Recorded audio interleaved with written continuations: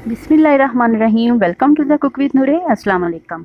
आज हम आलू छोले चाट जो ठेले वालों के पास मिलती है, चटपटी मज़ेदार, घर में बनाना सीखेंगे। इसको बारिशों में, सावन में चटपटा कुछ मज़ेदार सीखना चाहते हैं तो ये रेसिपी आपके लिए ही है।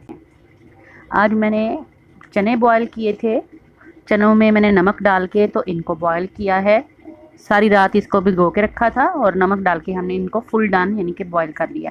आधा किलो चने हैं और तकरीबन 4 से 5 जो हैं दरमियाने साइज़ के आलू लेके उनको हमने उबाल लिया है।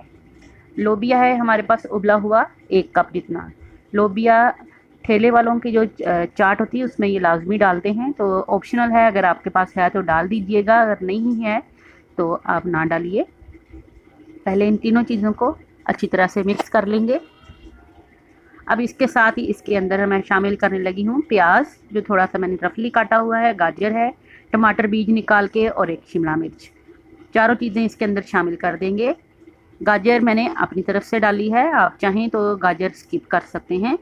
बंद गोभी इस तरह से आपने कद्दूकश कर लेनी है, तो बंद गोभी भी इसके अंदर तकरीबन 1 बड़ी बंद गोभी जो है वो मैंने इसके अंदर शामिल की है। इसके साथ साथ मेरे पास ये है इमली खजूर की चटनी, जो कि मैंने आपको बहुत दफ़ा बनानी सिखाई है, वो इसमें शामिल करेंगे। और ये होममेड मेरा चाट मसाला है, जो कि मैंने आपको दही भल्ला और चाट मसाला बनाना सिखाया था, तो ये वही वाला चाट मसाला है। 2 बड़े चम्मच डाले हैं और इसके साथ इसमें काला नमक हमने ऐड किया है। आप नमक अपने टेस्ट के हिसाब से कम ज़्यादा कर सकते हैं। आमचूर पाउडर डालेंगे इसमें 1 टेबल स्पून भर के। अब ये इमली खजूर की चटनी जो है ये तकरीबन 1 प्याली जितनी मैंने इसमें डाली है, 250 ग्राम जितनी, क्योंकि ये थोड़ा चटपटा और मज़ेदार चाट होती है और जूसी होती है, इसलिए चाट में हम 2 तरह की चटनी ऐड करेंगे। अच्छी तरह से इसको मिक्स कर देंगे। बहुत ही टेस्टी और इतनी मज़ेदार ये चाट बनती है। आप किसी भी मौके पे दावतों वगैरह में साइड डिश में सैलड के तौर पे, या वेट लॉस के लिए आप सैलड बनाना चाहते हैं तो बहुत ही आइडियल है ये, सैलड के तौर पे आप इसको खा सकते हैं। मैंने इसको एक बड़े प्याले में शिफ्ट कर दिया और अब इसके अंदर मैं शामिल कर रही हूँ आलू बुखारे की चटनी।